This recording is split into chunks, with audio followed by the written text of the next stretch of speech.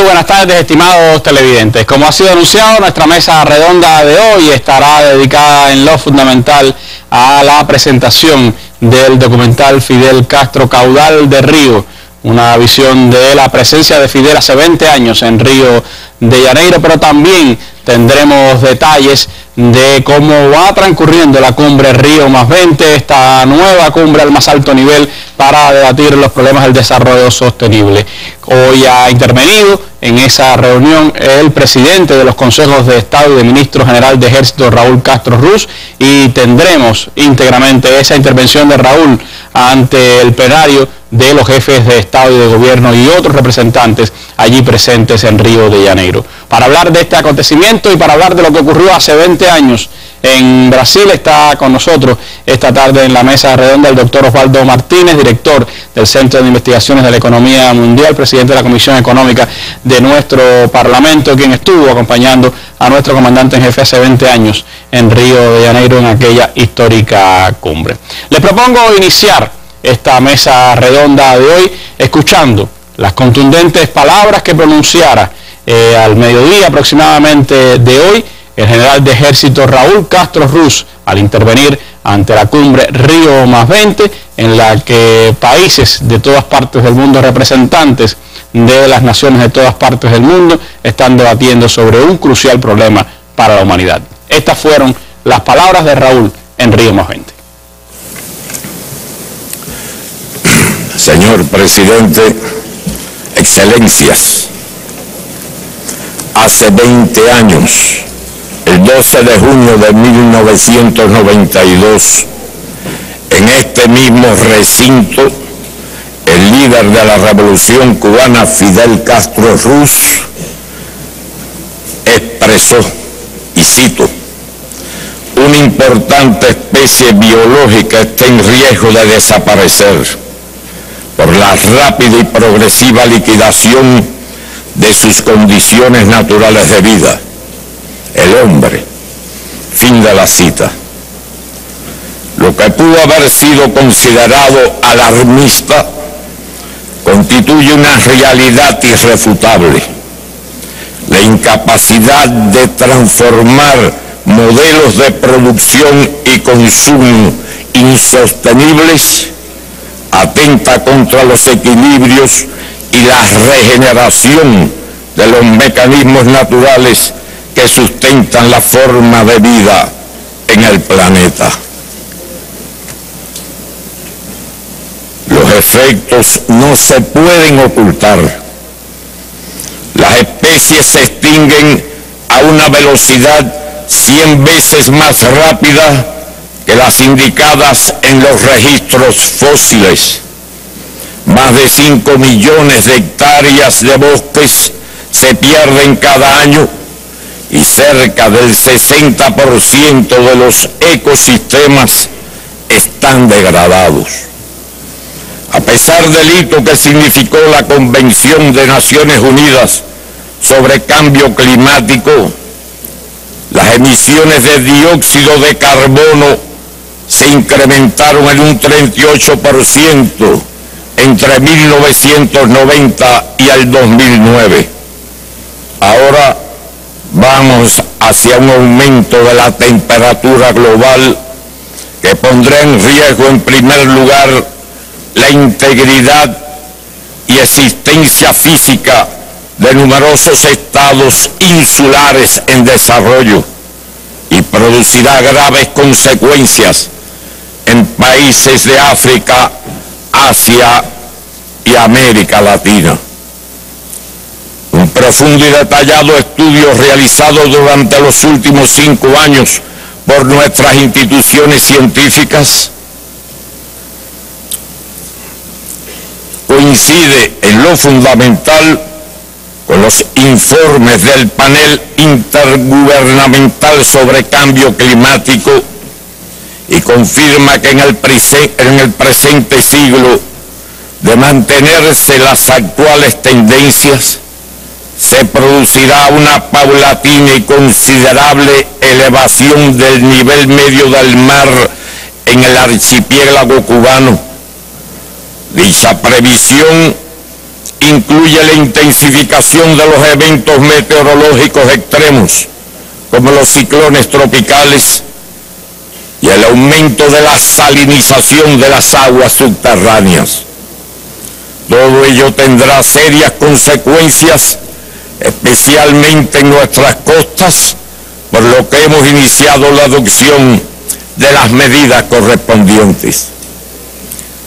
Este fenómeno tendría igualmente fuertes implicaciones geográficas, demográficas y económicas para las islas del Caribe, que además deben enfrentar las inequidades de un sistema económico internacional que excluye a los más pequeños y vulnerables.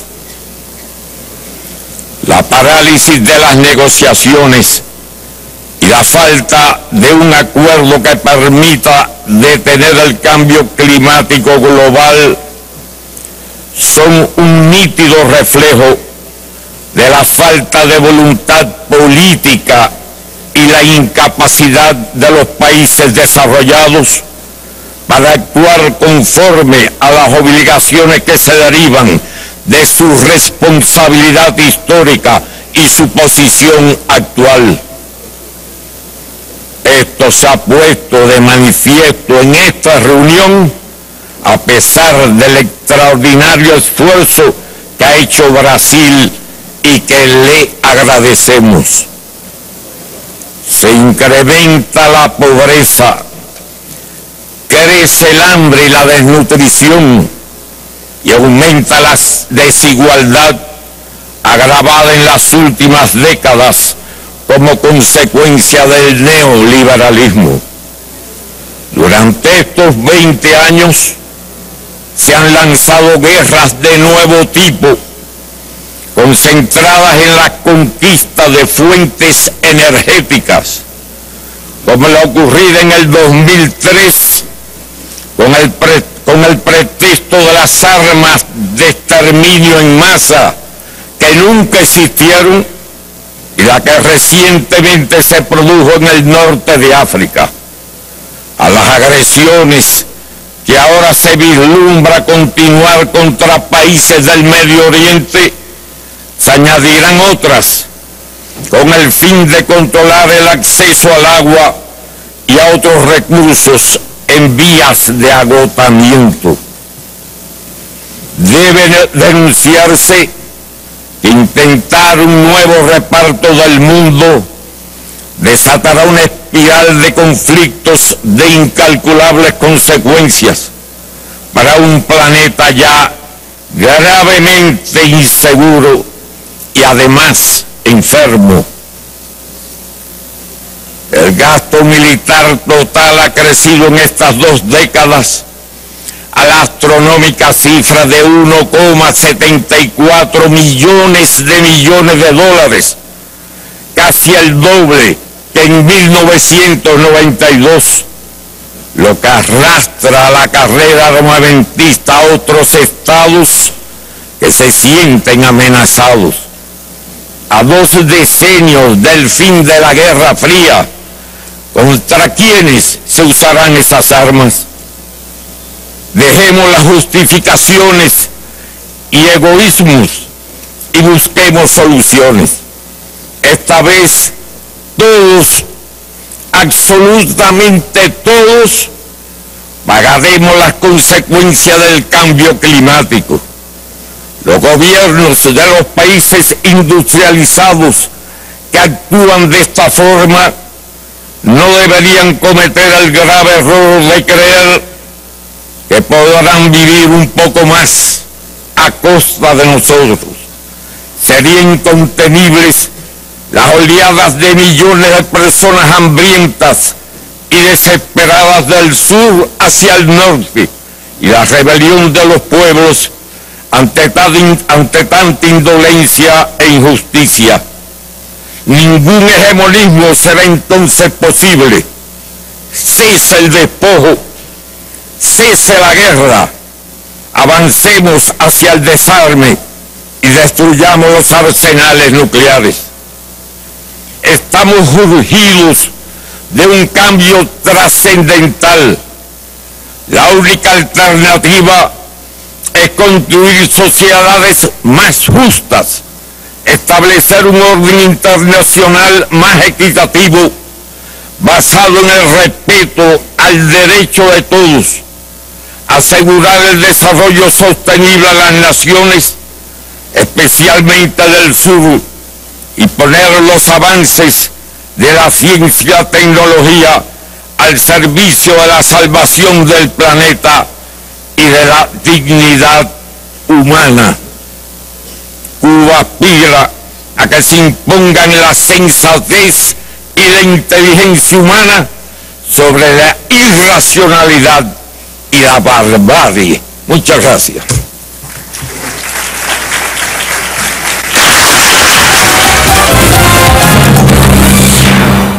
Dejemos las justificaciones y egoísmos y busquemos soluciones, decía Raúl en este discurso en la cumbre Río +20, y recordaba aquel presagio de Fidel hace precisamente 2 décadas cuando decía que una importante especie biológica está en riesgo de desaparecer por la rápida y progresiva liquidación de sus condiciones naturales de vida.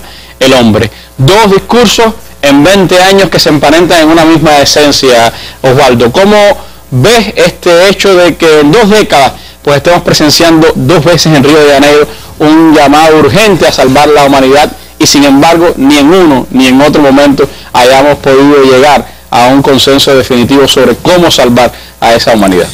Sin duda, Randy, es una expresión de un cierto curso completamente torcido, un curso hacia el abismo, que se produciría inevitablemente si es que no somos capaces de torcer el rumbo. Yo creo que el hecho de que en 20 años la situación no solamente se mantenga, sino que ha empeorado. En el documental incluso que tengamos ocasión de ver, vamos a ver cómo la situación hoy es considerablemente peor que en 1992, cuando el comandante en jefe en Río de Janeiro pronunció aquel histórico discurso. Yo pienso que es indudablemente, todo esto está en conexión con el factor fundamental generador de la crisis ecológica, del atentado al medio ambiente, que es indudablemente el sistema capitalista. Yo creo que si vamos a buscar el fondo último del problema, lo vamos a encontrar en el sistema capitalista. Un sistema para el cual la protección del medio ambiente es un costo que rebaja la ganancia, y a partir de ahí, obviamente, la naturaleza, las condiciones ambientales, se convierten en un factor completamente secundario que siempre se sacrifica a la ganancia. Este lucro de mercado a expensas de la naturaleza es, yo creo, la razón última que podemos encontrar en esta crisis hacia el abismo que progresivamente se constata en estos 20 años. En 1992 realmente no existía una sensación de tanta urgencia y de tanto dramatismo, me atrevería a decir yo, como la que existe hoy, 20 años después, cuando los fenómenos del calentamiento global, el cambio climático consecuente, hoy ya se manifiestan con mucha más claridad. En 1992, yo diría que el planteamiento del compañero Fidel fue una clarinada en aquel momento. Una clarinada en el cual me atrevo a decir que no hubo en Río de Janeiro en 1992 otro discurso que en solamente 7 minutos de extensión condensara tan brillantemente el tema fundamental del medio ambiente, señalara los culpables y los responsables directos y por lo tanto los que tienen que pagar por las consecuencias, y además diera un camino de solución cuando él decía cosas como: páguese la deuda ecológica y no la deuda externa, elimínese el hambre, elimínese las guerras. ¿Qué sentido tiene una carrera armamentista cuando ya la Unión Soviética en aquel momento había desaparecido? ¿Qué sentido tiene el gasto militar exacerbado? Algo que ahora Raúl confirma en este discurso. Hoy, 20 años después, el compañero Raúl constata prácticamente los mismos temas, solo que agravados aún más. El gasto militar que era absurdo ya en 1992, si esto en algún momento tuvo justificación con la existencia de la URSS, la carrera armamentista, etc., el gasto militar ha crecido en todo este tiempo. Las guerras se han sucedido como guerras locales de conquista por fuentes energéticas, por esferas de dominio. Y la contaminación del medio ambiente ha continuado en escala acelerada. Si en 1972 fue, podemos decir, el primer momento en el cual se dio un toque de alarma, un toque de alerta, con aquel informe que se llamó Los Límites del Crecimiento, que el Club de Roma hizo en 1972, fue el primer elemento.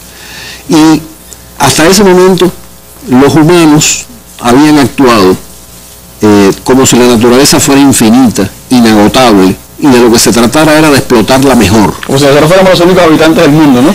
Y hay una cosa interesante que veremos en el documental que vamos a presentar, y es que ya en 1974 hay unas palabras de Fidel que en el documental aparecen, dichas nada menos que en un encuentro de las brigadas técnicas juveniles cubanas, en la cual hay un planteamiento esencial con respecto a la necesidad de combatir y de evitar la contaminación creada por la aplicación de la técnica. Es decir, también aquí el pensamiento de Fidel es un pensamiento, podemos decir, precursor, un pensamiento que asombra por lo precoz del momento en que lo plantea y que posteriormente se desarrolla de una manera impresionante.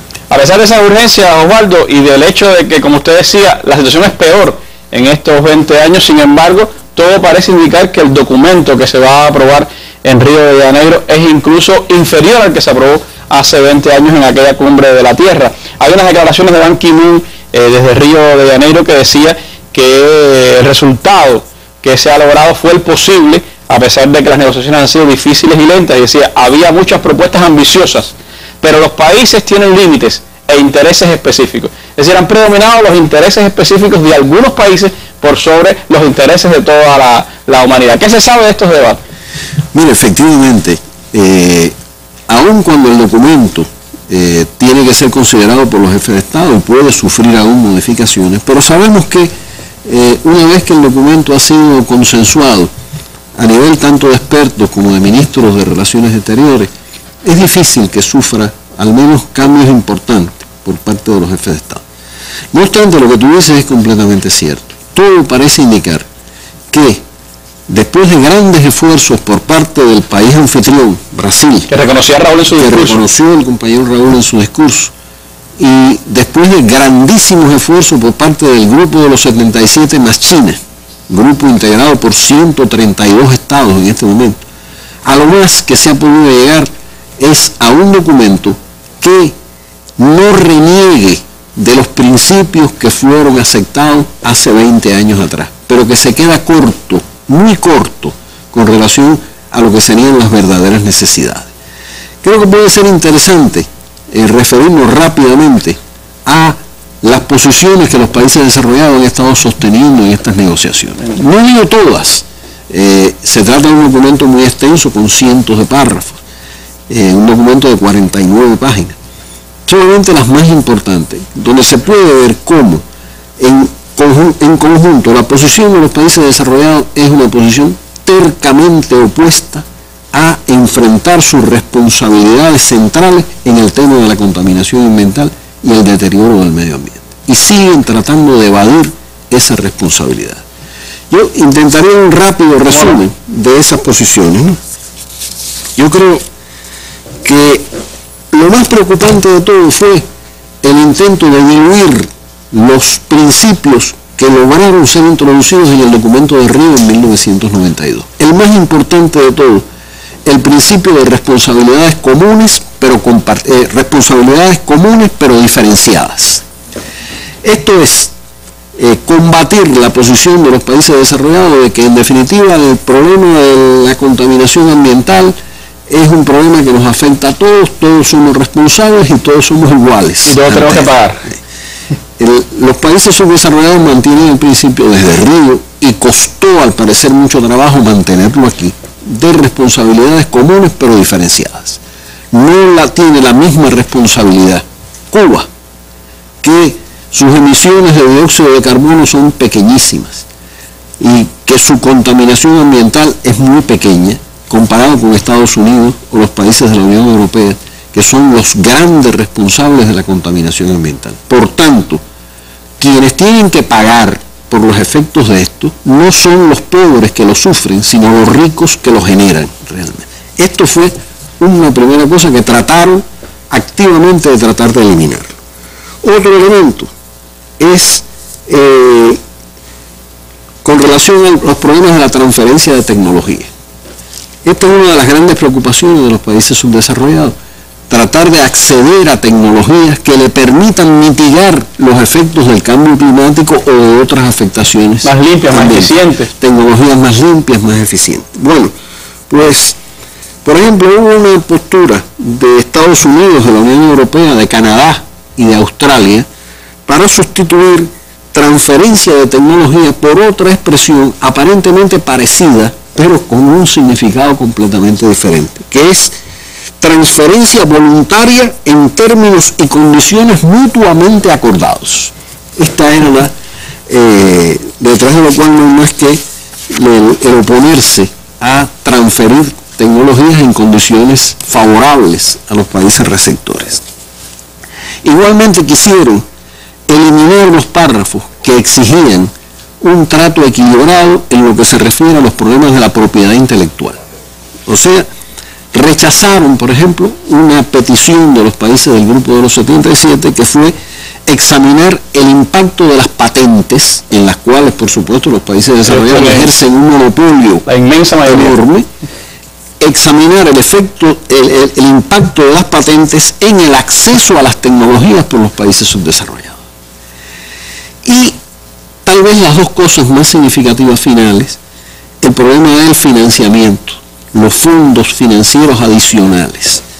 Aquí rechazaron, por supuesto, una vez más, cumplir con la meta del 0,7% de su Producto Interno Bruto para la ayuda al desarrollo, la ayuda oficial al desarrollo. La crisis es ahora la gran Por ejemplo, ¿no? Estados Unidos, los gobiernos de Estados Unidos y Canadá plantearon que ellos nunca estuvieron de acuerdo con eso y que por lo tanto no lo aceptan. Pero además, el Grupo de los 77, más China, propuso, y esto la prensa internacional le ha dado mucho destaque, crear un fondo con recursos adicionales por 30.000 millones de dólares anuales entre 2013 y el 2017.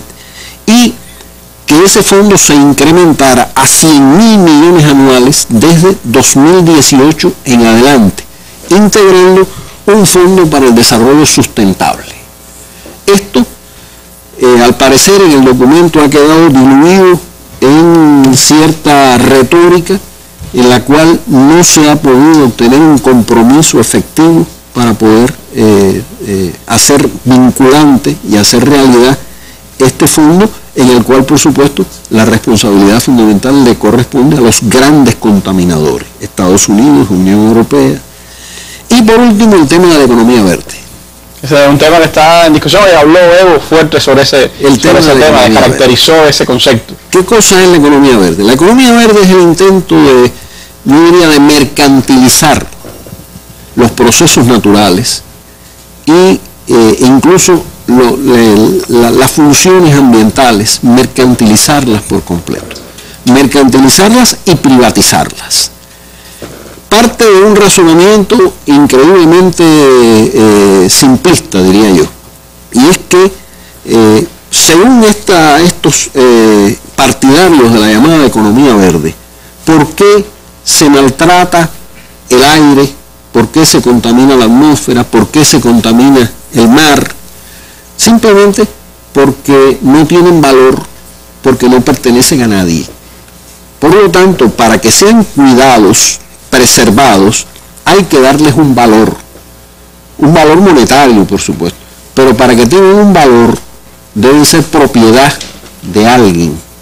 Y es el intento de aplicar un proceso de privatización a lo que en el argot internacional se le llama los bienes públicos, es decir, las cosas que no pueden tener propietario privado, cosas crudas como el aire, el agua del mar, es decir, estas cosas que sería demencial realmente.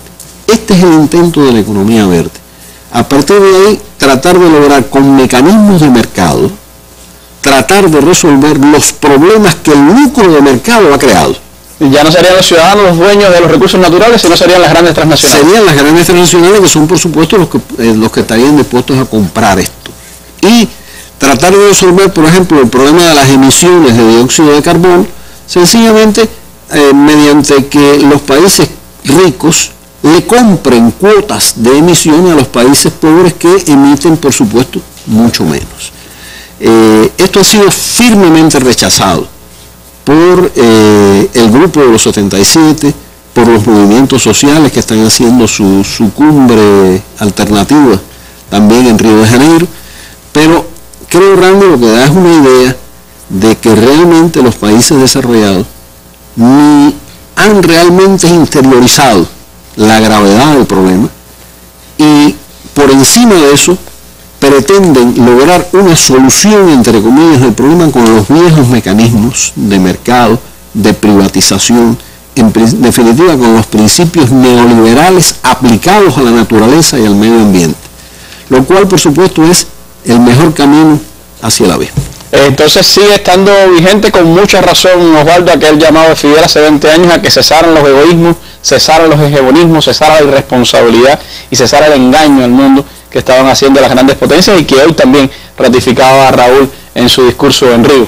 Sin duda alguna, yo creo que hay una coincidencia esencial entre aquel discurso del compañero Fidel en el 92 y el discurso del compañero Raúl ahora 20 años después. En definitiva, es la revolución cubana denunciando ante el mundo este grave problema que ha sido uno de los grandes focos de atención del comandante en jefe a lo largo, me atrevería a decir, de su vida.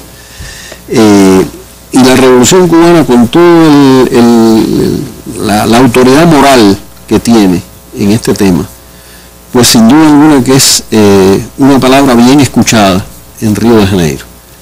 Y yo creo que este es un camino de lucha, es decir, continúo de lucha. Hay sin duda alguna un crecimiento de lo que pudiéramos decir la conciencia ecológica en el mundo.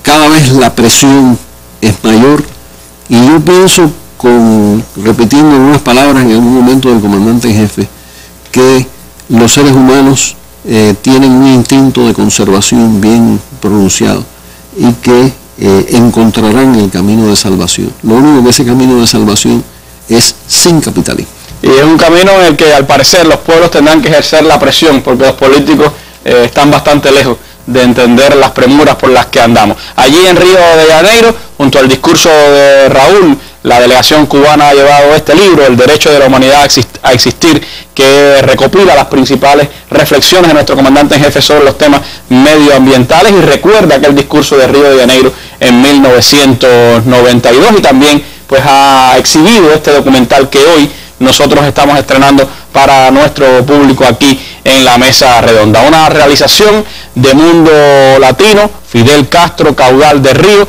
una evocación a aquel llamado a la conciencia universal de Fidel hace 20 años que ha sido ratificado hoy por Raúl en su discurso ante la cumbre Río+20. Yo les propongo ver este documental de Mundo Latino e invitarlos a que mañana nos acompañen en la Mesa Redonda, donde estaremos hablando de la repercusión del discurso de Raúl hoy, de las posiciones de varios países latinoamericanos en esta cumbre y también del documento final de la cumbre Río+20. Muy buenas tardes, gracias, Osvaldo.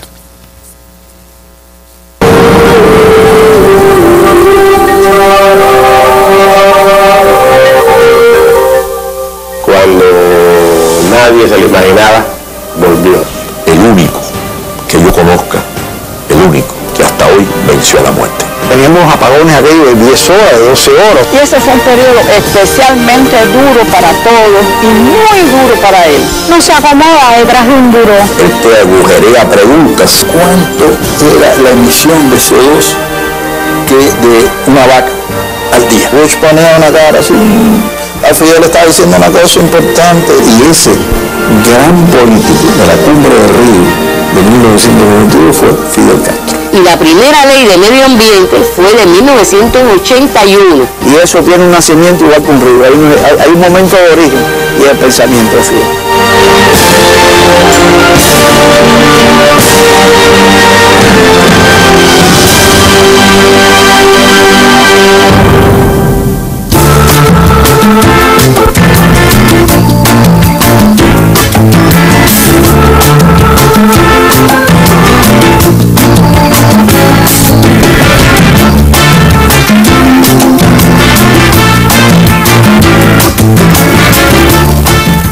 Cuando es anunciado que se va a producir, pues primero el silencio impresionante que se creó, movimiento de atención, todo el mundo sabe que el que va a hablar va a decir algo, iba a decir algo que valía la pena escuchar y que además va a ser pronunciado por alguien que tiene una profunda autoridad moral e histórica para decirlo. Eso hasta en los enemigos se advierte. Fidel Castro Ruz, presidente do Conselho de Estado e do Conselho de Ministros da República de Cuba.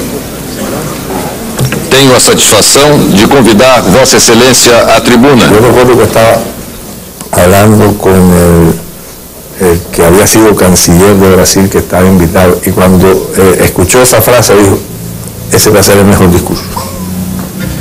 Una importante especie biológica está en riesgo de desaparecer por la rápida y progresiva liquidación de sus condiciones naturales de vida, el hombre.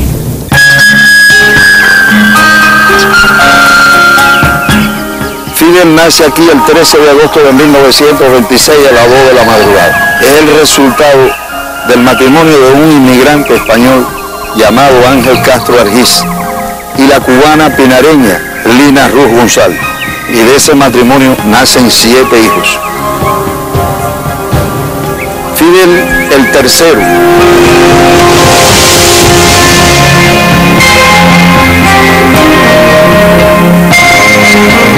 Es una familia que tiene campos de caña, bosque, ganadería.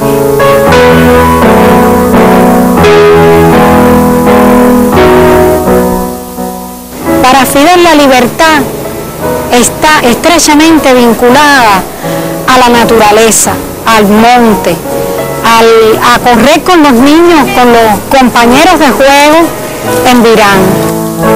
Montaba un caballito que él tenía, el caballito llamaba Care, y él se montaba ahí en el caballito, y cogía para acá, cogía para allá. Íbamos a la charca del joven, ahí nos bañábamos. Muchas veces cazaban, ellos tenían una discoteca de esa, pero era como que dicen de doble reducido, creo que.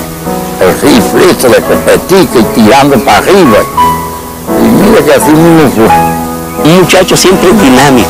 Él era igual que si fuera un hijo de un trabajador, muy campechano él. El hombre que se educa, que crece desde la tierra, desde su vínculo con el sembrado, con el fruto, con el árbol, al final es una persona sensible hacia los problemas de la humanidad. Siempre sentí que era ese hombre de campo que, convertido en el ciudadano, en el habitante de la ciudad, no olvida nunca la importancia de la naturaleza y del medio ambiente. Ahora tomamos conciencia de este problema cuando casi es tarde para impedirlo. Es como una especie de clarinada. Esperen, no sigan, paren, estudien, miren. El hombre está en periodo de extinción. Al que él definió como la única especie que es capaz de autodestruirse a sí misma. Hasta ahora mucho del discurso ambiental estaba en el peligro para las especies, sobre todo la megafauna, las especies carismáticas. Esto lo pone en otro contexto. El hombre está en riesgo, la civilización, 6.000 años de civilización pueden desaparecer por estas circunstancias. Nada más cierto.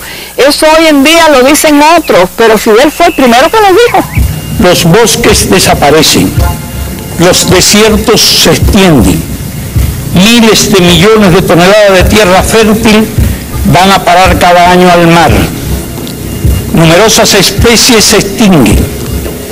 Santiago, Santiago, yo fui a Santiago.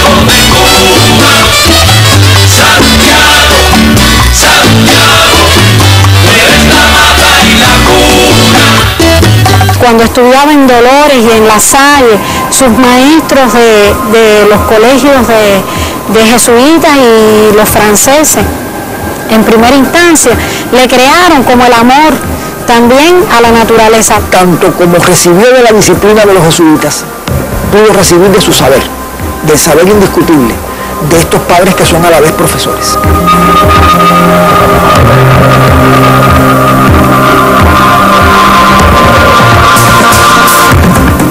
Perteneció a la organización de los Boy Scouts, que eran los que visitaban el bosque, vivían en casa de campaña. Y en esas expediciones, en esas excursiones, el alumno Fidel se destaca mucho. Han envenenado los mares y ríos, han contaminado el aire, han debilitado y perforado la capa de ozono, han saturado la atmósfera de gases que alteran las condiciones climáticas, con efectos catastróficos que ya empezamos a padecer. Porque ahí empezaba el cambio climático a tener noticias en el mundo, por ahí se empezaba. La presión poblacional y la pobreza conducen esfuerzos desesperados para sobrevivir a una costa de la naturaleza.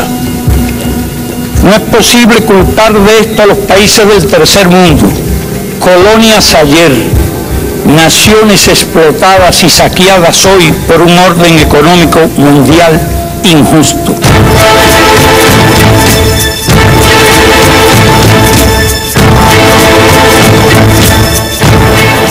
Y desembarcan por una costa de Cuba, caen en una ciénaga, donde ahí tienen el primer contacto con la naturaleza cubana. Le fue muy difícil, muy complejo, tiene poca experiencia en caminar la montaña, resbalaba mucho, se caía mucho. Y después Fidel ya cogió hábito de la montaña, ya sabía cómo poner el pie al subir la montaña, andar, y un mochilón de eso y una fusil, empieza él a hablar ya si los campesinos extraían muchos árboles de la montaña. En vez de cortar, sembraran árboles. Cómo conservar la montaña, la Sierra Maestra, que era la segunda madre nuestra. Eso fue una tendencia desde el mismo principio que él entró allí. No fue solo convencer, sino prohibir que se cortara un árbol en la sierra. Hay que suponer a la Sierra Maestra el contexto de una selva tropical, el contexto de una montaña, en el cual el guerrillero está sometido al frío de las madrugadas, a la lluvia que en cualquier momento puede presentarse, al calor sofocante del mediodía con el sol encima de nuestras cabezas. En esa formación que el propio medio impone al individuo, hay que buscar las bases, el cimiento del pensamiento ambiental de Fidel Castro. Es necesario señalar que las sociedades de consumo son los responsables fundamentales de la atroz destrucción del medio ambiente. Ellas nacieron de las antiguas metrópolis coloniales y de políticas imperiales que a su vez engendraron el atraso y la pobreza que ellos azotan a la inmensa mayoría de la humanidad. El análisis que va hasta la esencia del problema tiene que ver con el modelo sobre todo capitalista de producción, con la subordinación de la naturaleza al lucro del mercado. La solución no puede ser impedir el desarrollo a los que más lo necesitan. Lo real es que todo lo que contribuya hoy al subdesarrollo y la pobreza constituye una violación flagrante de la ecología. Y también, pese a todo eso, hay un mensaje de optimismo, una idea de que sí se puede hacer y que puede haber otras alternativas y que puede haber otras variantes para la historia. Si se quiere salvar a la humanidad de esa autodestrucción, hay que distribuir mejor las riquezas y las tecnologías disponibles en el planeta. Menos lujo y menos despilfarro en unos pocos países para que haya menos pobreza y menos hambre en gran parte de la tierra. No más transferencias al tercer mundo de estilos de vida y hábitos de consumo que arruinan el medio ambiente. Fidel dio otra clase magistral. Es otra clase magistral, pero en píldoras. Todo lo que ningún ser humano posiblemente sobre la tierra, sobre el medio ambiente, hubiera podido decir en solo 7 minutos. Cuando las supuestas amenazas del comunismo han desaparecido y no quedan ya pretextos para guerras frías, carreras armamentistas y gastos militares, ¿qué es lo que impide dedicar de inmediato esos recursos a promover el desarrollo del tercer mundo y combatir la amenaza de destrucción ecológica del planeta? Podíamos ver al señor Bush un lenguaje facial que aparentaba ser gélido, pero que era evidente que le resultaba extraordinariamente incómodo estar sentado ahí escuchando aquel discurso. Y el público donde estaba yo, que no era la sala principal, reaccionaba, ¿no? Se reían. Yo vi un ambiente eléctrico en el aire. No le quedaba más remedio que escuchar esas verdades. Hágase más racional la vida humana. Aplíquese un orden económico internacional justo. Utilícese toda la ciencia necesaria para el desarrollo sostenido sin contaminación. Páguese la deuda ecológica y no la deuda externa. Desaparezca el hambre y no el hombre. Yo creo que ese enfoque tan completo no lo escuchamos allí, más que en los labios del comandante. Es una pieza oratoria que se inscribe en lo más relevante del pensamiento ambiental moderno. Yo diría para estudiar, para reflexionar siempre, con toda la vigencia. Cesen los egoísmos, cesen los hegemonismos, cesen la insensibilidad, la irresponsabilidad y el engaño. Cuando Fidel termina el discurso fue una gran ovación. Mañana será demasiado tarde para hacer lo que debimos haber hecho hace mucho tiempo. Gracias.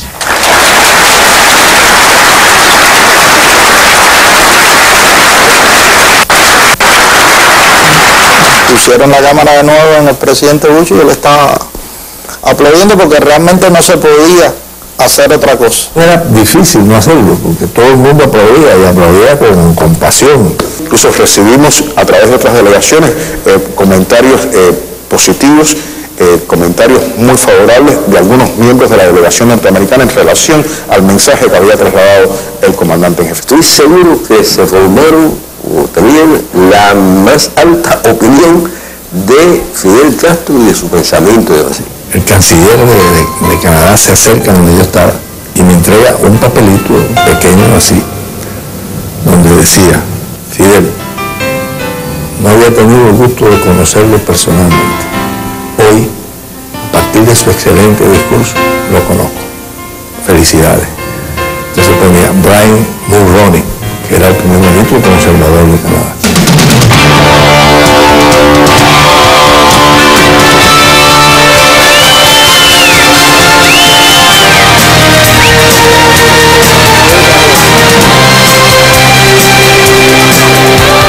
Eso fue mucho ovacionado, muy aplaudido, señor. Bueno, porque hablé poco. Sí, no voy a decir el mayor número de cosas.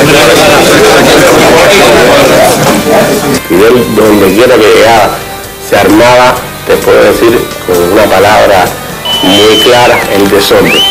El desorden porque lo querían tocar, lo querían agarrar de una mano, lo aplaudían, le gritaban una consigna, otro quería hacerse una foto, periodistas querían hacerle una pregunta.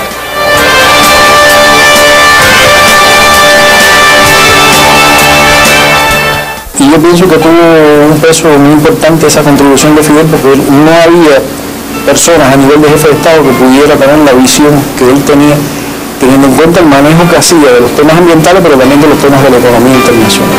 Desde aquí me dijeron que estaban corriendo el rumor de que yo iba a hablar 3 horas. Hubiera podido empezar allí diciendo, aclarando que no iba a hablar 3 horas. Pero no quise ni siquiera perder esos segundos. Cuando se dice que la especie puede estar en peligro, está en peligro, no hay exageración. Es una dramática y trágica realidad. Y ese gran político de la Cumbre de Río de 1992 fue Fidel Castro.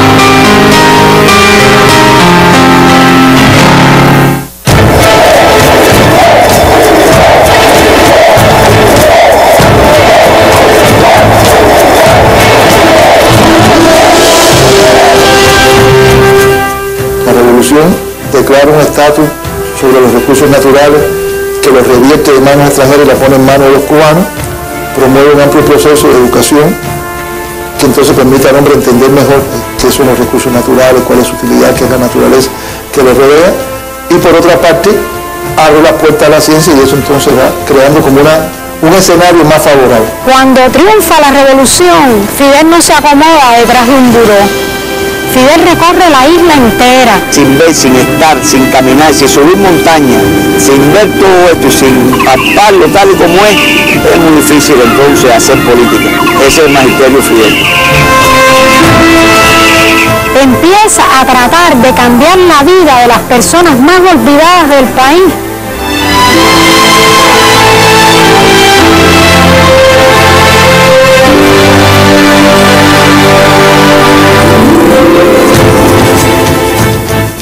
Tan pronto estaba aquí, como estaba allá, como estaba acullá, quería abarcarle todo. Y así visitan la Ciénaga de Zapata.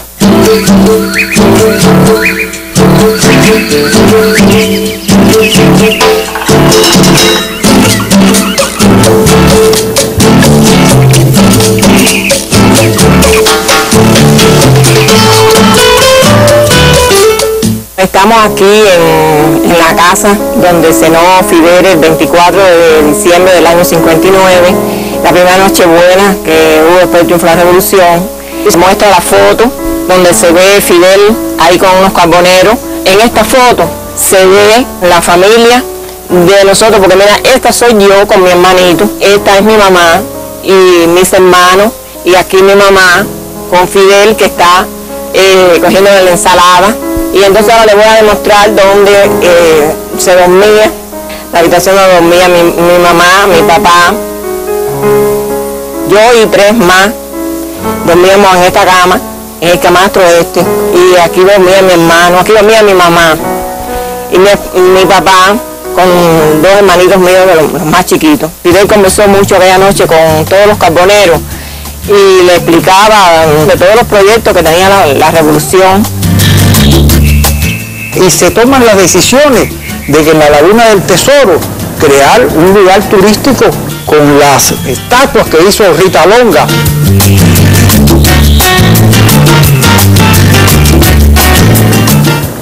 Tenían una pequeña casa bote ahí, una patanita con una casita que ahí donde vivía Lupe, Celia, Núñez, Fidel, la escorta, y pasaban ahí los días. Tenían una lancha rápida, tenían un helicóptero para moverse. Transformando la Ciénaga de Zapata y buscando la preservación de especies como los cocodrilos, que estaban en ese momento en extinción.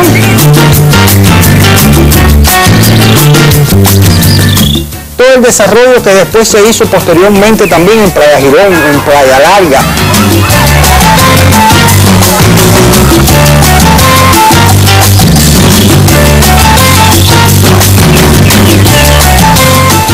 A cada momento es el encuentro con una naturaleza y una isla que él se preocupó, Fidel, de conocer detalladamente, por arriba y por debajo, como submarinista, como pescador, como cazador, como hombre del monte, como guerrillero. Siempre apreció aquella bondad y generosidad de la naturaleza que nos amparaba a todos.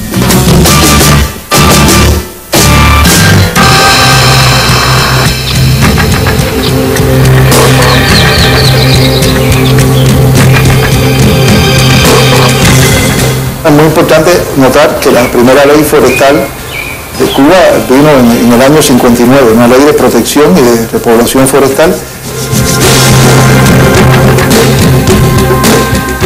El ejército rebelde es el que se hace cargo en la primera etapa de este trabajo, de conservar la montaña, de sembrar árboles donde quiera. Y esa ley ya declaraba 9 parques nacionales. Pero esa declaración de soberanía ya crea una relación distinta de los cubanos con sus recursos naturales.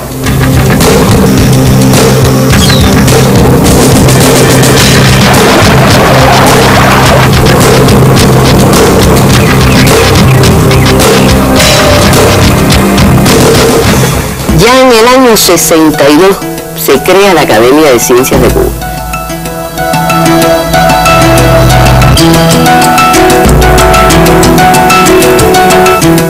Y la Academia de Ciencias crea un grupo de centros muy importantes vinculados al estudio de nuestros recursos naturales.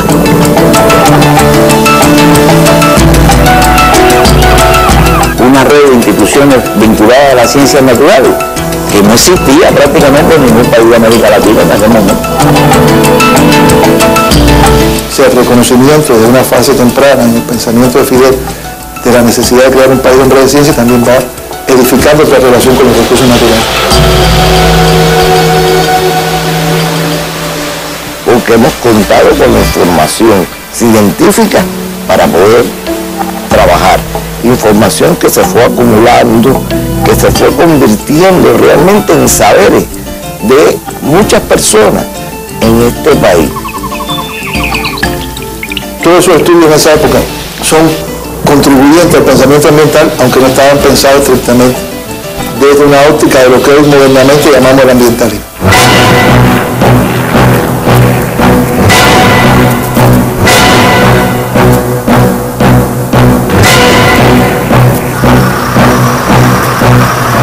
Cuando el gran huracán Flora, en 1963, que tanto daño causó a la zona oriental del país, el propio Fidel estaba al frente y por nada pierde la vida,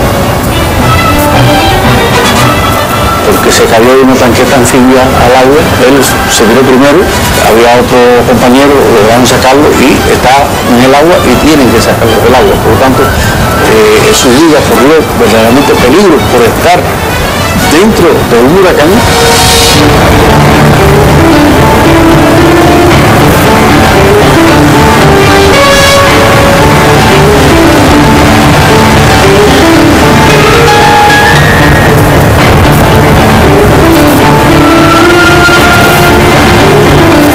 Fidel entabla una conversación con uno de los campesinos, uno de los damnificados, que había perdido a toda su familia. El hombre solamente está vestido con algo que alguna vez fue un pantalón. Está desnudo de la cintura hacia arriba y no tiene zapatos. En el diálogo se impresiona con lo que le cuenta con las vicisitudes que ha pasado y cómo ha perdido todo. Fidel le estimula, le dice que nunca será abandonado y termina la conversación quitándose sus botas y poniéndolas con extraordinaria delicadeza en las manos del hombre.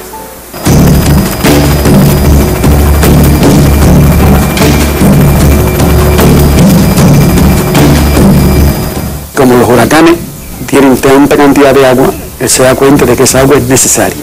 Y por tal motivo viene la voluntad hidráulica, o sea, de hacer presa. Eso era un proyecto elemental como medida primaria de protección de la vida humana. Veía que las aguas no podían continuar yéndose al mar.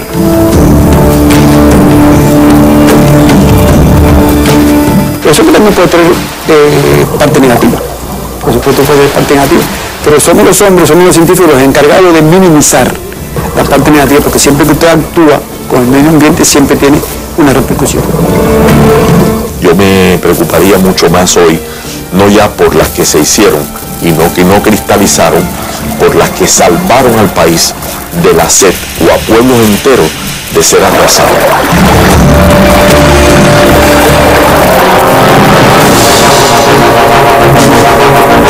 Cuba sigue en los 60 y 70 de alguna forma los patrones de desarrollo del mundo en general, que de alguna manera se basan en la idea de la conquista de la naturaleza, el dominio del hombre sobre la naturaleza como algo agreste que necesita ser dominado, conquistado a través de las obras que el hombre realiza.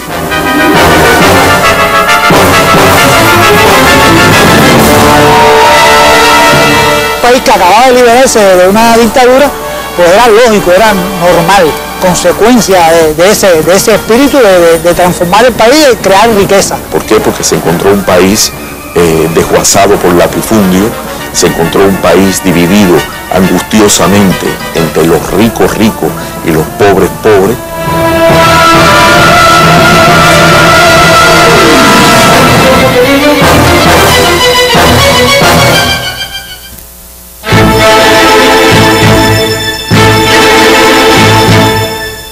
El primer Congreso reconoce que era necesario ya tener un órgano dedicado al medio ambiente. Eso fue en el año 1975. Y así es que en 1976 se crea la Comisión Nacional de Uso Racional de los Recursos Naturales y Medio Ambiente, la conocida Comar. Eso encierra un mensaje donde se le da prioridad precisamente a la protección de nuestros recursos para hoy y para mañana. Y la primera ley de medio ambiente fue de 1981. ¿Por qué unos pueblos han de andar descalzos para que otros viajen en lujosos automóviles? ¿Por qué unos han de ser míseramente pobres para que otros sean exageradamente ricos? Hablo en nombre de los niños que en el mundo no tienen un pedazo de pan.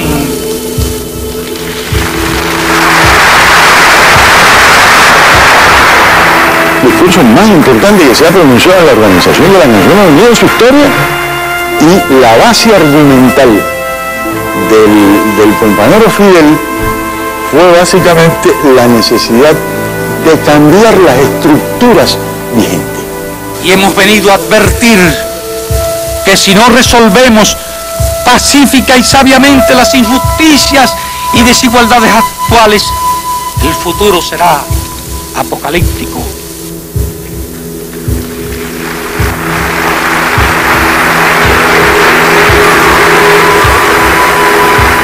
Basta ya de la ilusión de que los problemas del mundo se pueden resolver con armas nucleares. Las bombas podrán matar a los hambrientos, a los enfermos, a los ignorantes, pero no pueden matar el hambre, las enfermedades, la ignorancia. No pueden tampoco matar la justa rebeldía de los pueblos. Y en el holocausto morirán también los ricos, que son los que más tienen que perder en este mundo.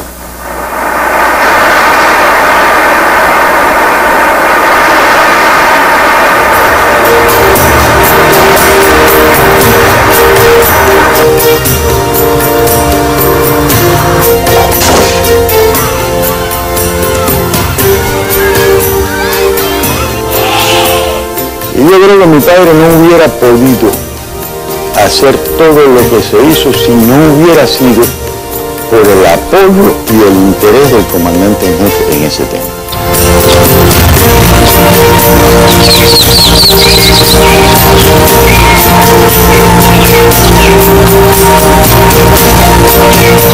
¿Qué sería todo aquello ahora?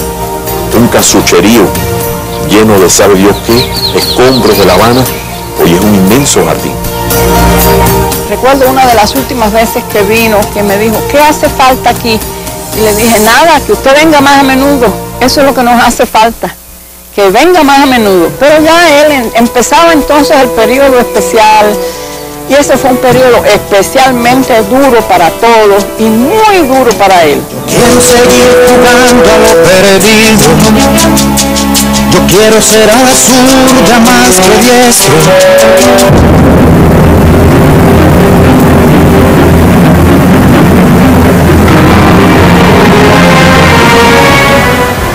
se destruye casi la mitad de la Guardia. Fidel visita la Guardia en aquel momento, hace un recorrido y de momento dice, hay que parar en la Guardia las construcciones. En realidad el país no puede.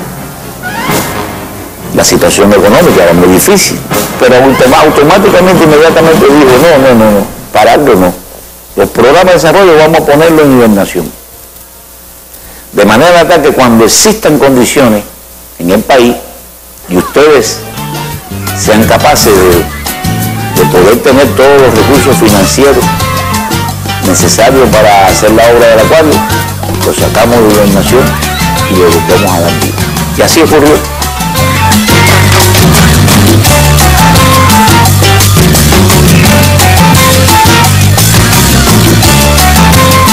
El tema ambiental no es prioritario en tiempos de crisis económica.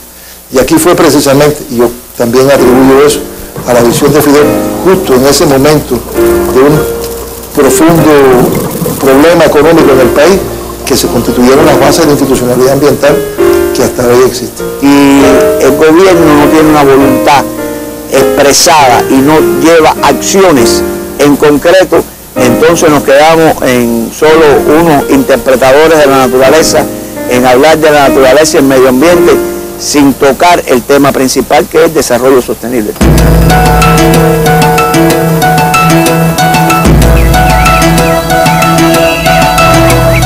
En el río Toa se planteaba una obra de magnitud y de importancia. Que se iba a hacer un embalse.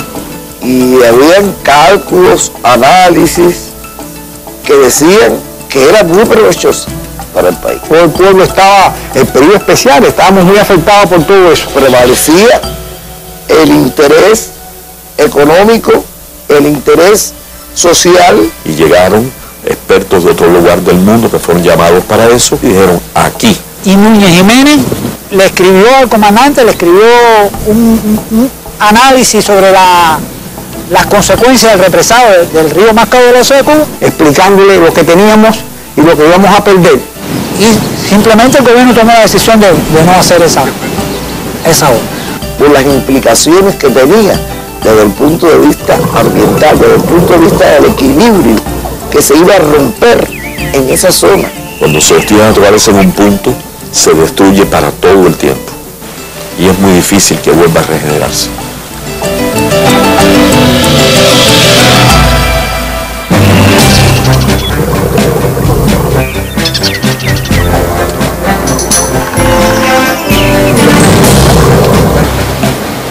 El triángulo economía, sociedad, medio ambiente está en esa concepción de Fidel desde el principio. Sabía hacer un diálogo muy difícil y sabía que para los países como Cuba y como todos los países subdesarrollados o en vías de desarrollo, se les daba la difícil opción o desarrollo o conservacionismo. ¿Cómo congeniar las dos cosas? Pero ahí viene el concepto del desarrollo sustentable. No estamos hablando de satisfacer nuestras necesidades a toda costa, ni estamos hablando de ser amigables con el ambiente y no satisfacer nuestras necesidades, porque ninguna de las dos cosas son las que se requieren. Siempre estuvo rodeado de personas que tenían esa preocupación de manera ingente.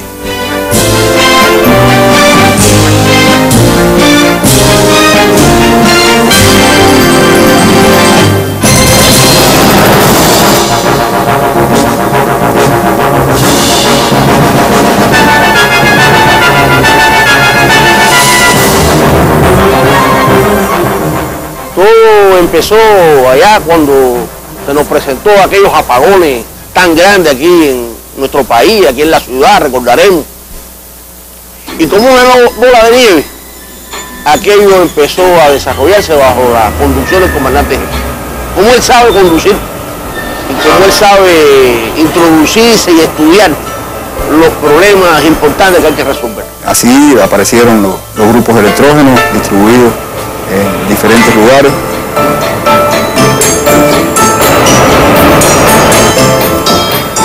Nosotros, con la revolución energética, sentamos pauta. 12 millones de bombillos incandescentes se cambiaron en aquella época.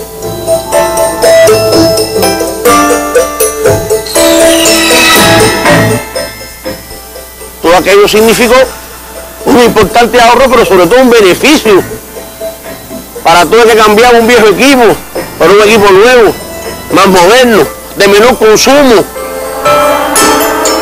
Y aunque nosotros ni remotamente somos significativos en la emisión de CO2, bueno, estamos haciendo nuestro aporte.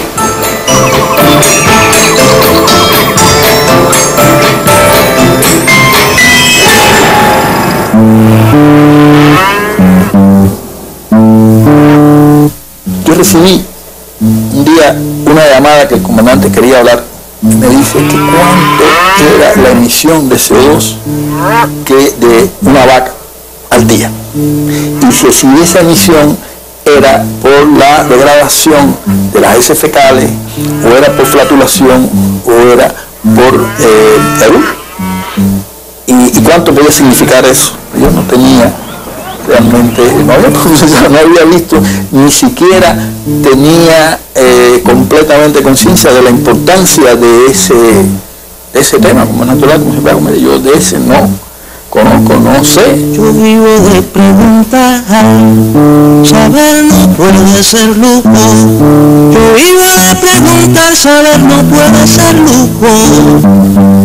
El compañero Fidel le preguntó. Las preguntas, yo no diría más inverosímiles, las preguntas más que provocan más la reflexión y el pensamiento. Creo que ahí es donde está la clave. Y para mí la mayor satisfacción es cuántas preguntas puedo aguantar contestando satisfactoriamente. Las respuestas que obtiene de su curiosidad las almacena. No. Es una gente que las intervincula. Y no se le puede pasar gato por liebre. Nada humano le es ajeno, como alguien decía, ni nada tampoco de la naturaleza, ni nada del pensamiento abstracto. Es la curiosidad del genio. Los vimos leyendo durante los viajes, los vimos escribiendo en el carro, en el avión. Fidel estudia días enteros, pide la información al más mínimo detalle.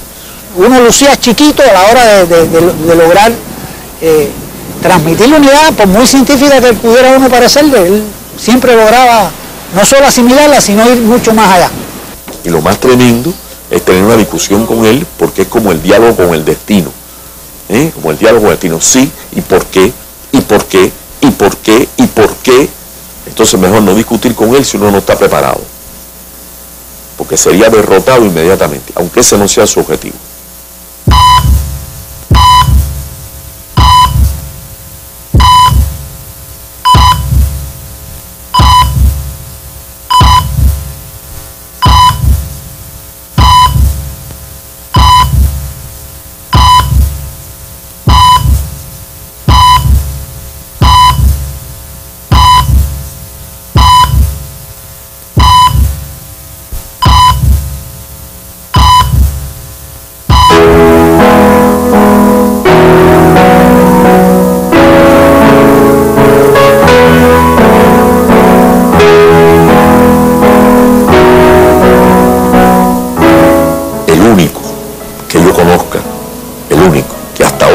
A la muerte.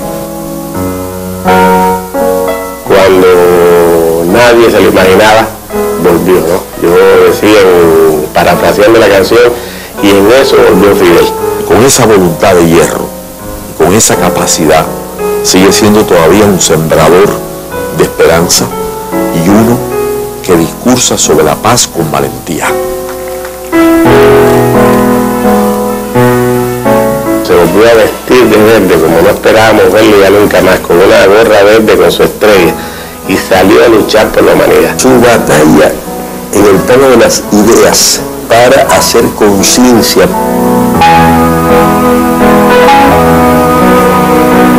Porque sin ambiente, sin el ambiente, ¿qué será del hombre?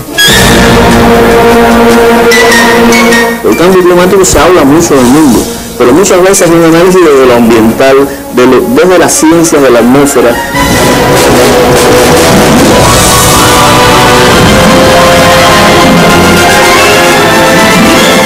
Países desarrollados, los que han contaminado, los que han saturado la atmósfera de dióxido de carbono, y las consecuencias están pagando los pobres. El segundo más importante o más serios de los problemas que enfrentamos. Por un lado tenemos esta crisis financiera y económica mundial que está causando problemas incluso en el primer mundo, que son los causantes. Yo creo, discuto, que por grave que sea el problema financiero, el problema del cambio climático es peor. Sí, es peor. Y a mí me llamó la atención cuando después leí la reflexión que él hizo sobre lo acontecido en Copenhague, el reflejo tan exacto de detalles de la negociación.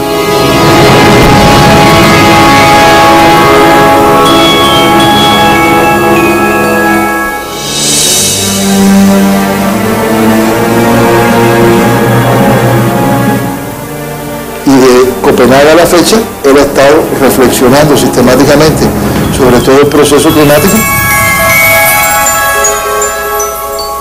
con una sagacidad tremenda y con un entendimiento muy acucioso de la realidad de lo que se estaba suscitando en ese proceso.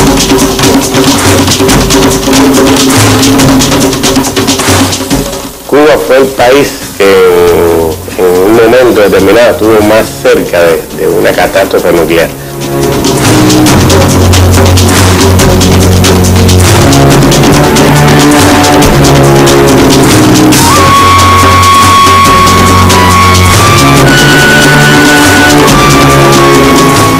A menos claro que hay más de 25.000 en el mundo, casi para poder destruir más de 200 veces. Lo más interesante es que no solamente una guerra nuclear de alta quilate, como puede ser que pase, sino guerra más pequeña, pues puede provocar el famoso invierno nuclear. Y Fidel ha estado muy al tanto de ese asunto, para divulgarlo.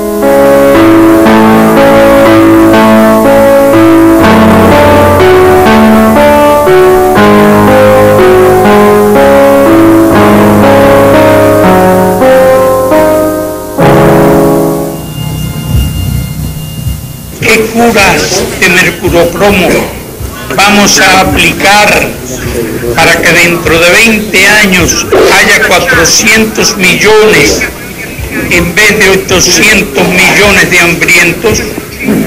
Estas metas son, por su sola modestia, una vergüenza. La cuestión no es en la cantidad que come la gente, sino en la cantidad de gente que come. Porque es que cada día el número de hambrientos en el mundo crece. Y ese es un elemento también muy recurrente en el pensamiento del comandante Fidel.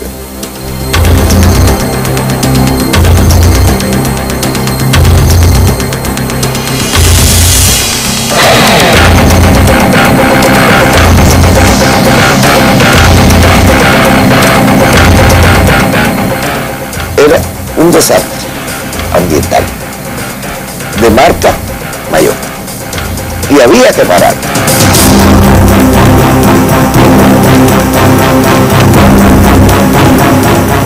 Pero es inconcebible decir que vamos a usar el maíz, es inconcebible decir que vamos a usar los cereales cuando hay tantas personas que se mueren de hambre. Y esa es una idea que sin ningún tipo de exageración fue algo que quizás de los primeros estadistas, para no decir el primero, que vio eso de una forma clara y lo denunció públicamente e inclusive reiteradamente, fue el compañero Fidel. Las campanas que doblan hoy por los que mueren de hambre cada día, doblarán mañana por la humanidad entera. Si no quiso, no supo o no pudo ser suficientemente sabia para salvarse a sí misma. Muchas gracias.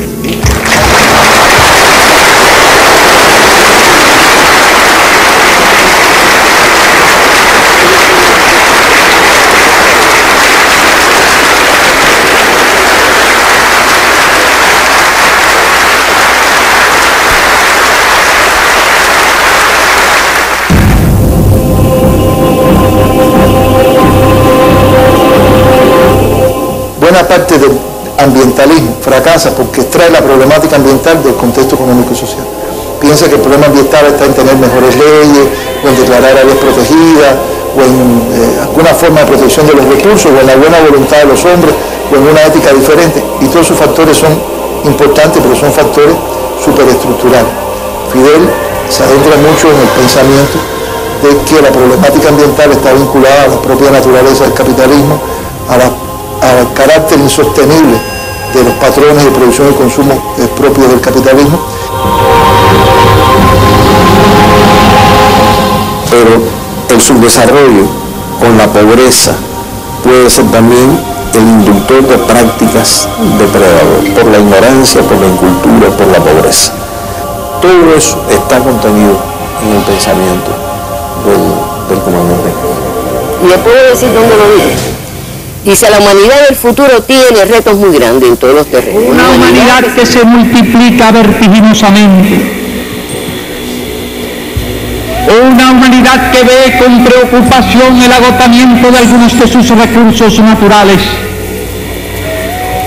Una humanidad que necesitará dominar la técnica. Y no solo la técnica, sino incluso hasta los problemas que la técnica pueda crear, como son los problemas, por ejemplo, de la contaminación del ambiente. Y ese reto del futuro solo podrán enfrentarlo las sociedades que estén realmente preparadas. Y nosotros debemos aspirar a que nuestro pueblo esté realmente preparado para afrontar ese reto. Y eso es lo que buscamos con la revolución científico-técnica. Eso es lo que buscamos con la revolución educacional. Eso lo dijo en el año 74. Pero además, ¿en qué marco lo dijo? Lo dijo en la tercera conferencia nacional de las brigadas técnicas juveniles. O sea, le estaba hablando a la juventud. Es el pensamiento más completo y más consciente en términos de estadista que yo he conocido. Siempre con una visión muy optimista, con una visión de búsqueda del resultado y con una visión que alcance el tiempo futuro. Cualquier conducta parte de la conciencia. No nacemos conscientes. Entonces yo creo en el hombre, creo en los valores del hombre. El humanismo es revolucionario. El humanismo que quiere transformar el mundo para mejorar, para que hacer verdad eso de que otro mundo mejor es posible. Cuando dije hay una especie que está en peligro de desaparecer, el hombre. Pero yo pensaba que había más tiempo, que se disponían por lo menos 80, 100 años o más. Pero el problema es que se están produciendo acontecimientos que la ciencia está descubriendo. Y la velocidad con que se está derritiendo el casquete polar es muy superior a la que se calculó nunca. ¿Podrá la ciencia, en el tiempo disponible, resolver el problema de restablecer el equilibrio? El hombre tiene que demostrar que será capaz de aprovechar ese conocimiento para sobrevivir. Hay que luchar.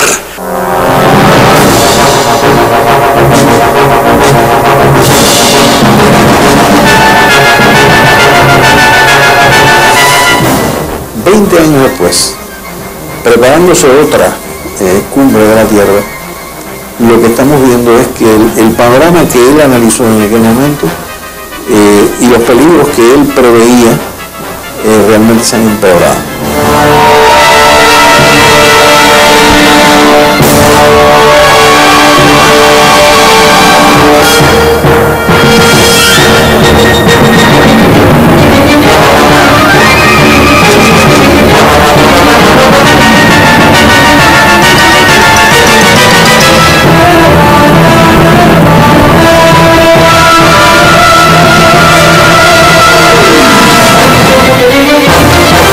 Cada vez que nos reunimos, discutimos y no avanzamos lo necesario, la Tierra se deteriora más.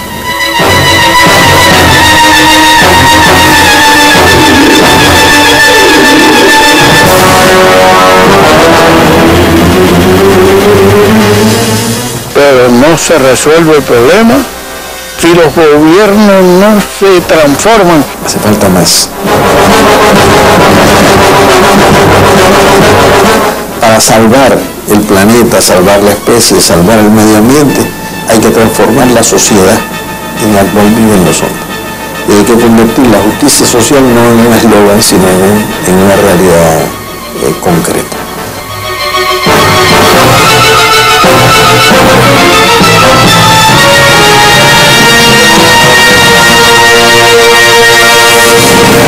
No cabemos en la luna, Venus y Marte están muy lejos, el Sol nos quemaría a todos. Creo que hay que salvar este planeta, que es el que la divinidad o la casualidad puso en nuestras manos para en él nacer, crecer y morir.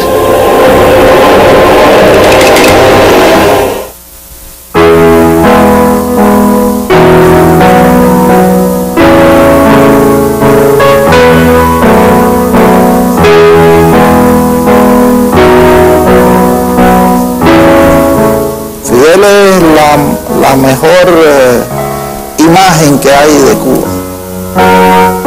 Fidel para mí es todo, es el universo, son las estrellas, son las playas del este, son los hombres que caminan por la ciudad, es la vida de todos los que yo amo. Fidel es un gigante. Un gigante de la historia. El otro día preguntaban a un estadista, no por cierto caracterizado por una devota admiración a Cuba, y decía, no, Fidel no. Fidel es un hombre de ideas, dijo. Fidel es un hombre de ideas, un hombre que ha luchado por sus ideas. En este siglo XX no ha habido otro pensador, otro visionario con esa capacidad de ver el futuro como el comandante. Su preocupación es muy grande porque sabe mucho, sabe escuchar. Una vez me referí que había un secreto en su despacho, y es que sobre su butaca había un pequeño hueco, el hueco del dedo, mientras escuchaba.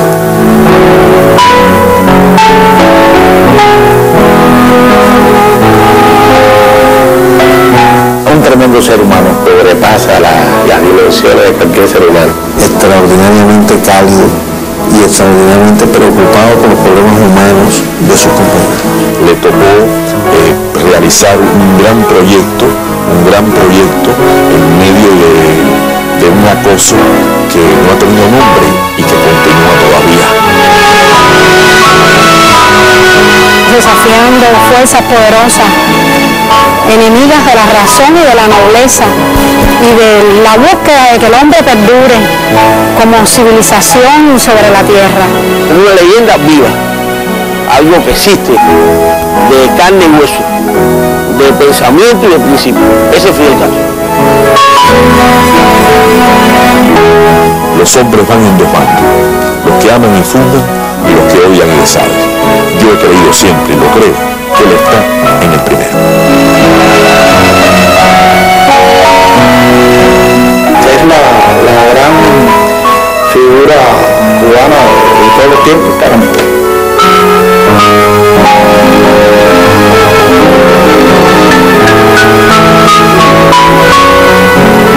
Me dijo, tengo que venir aquí un día con calma para que me digas los nombres de los árboles porque se me han ido olvidando. A mí nunca se me olvida aquella frase, porque fue la última que le oí a él directamente hablando. Tal vez algún día él vuelva por aquí y podamos recordarle caminando el nombre de algunos árboles, ¿verdad?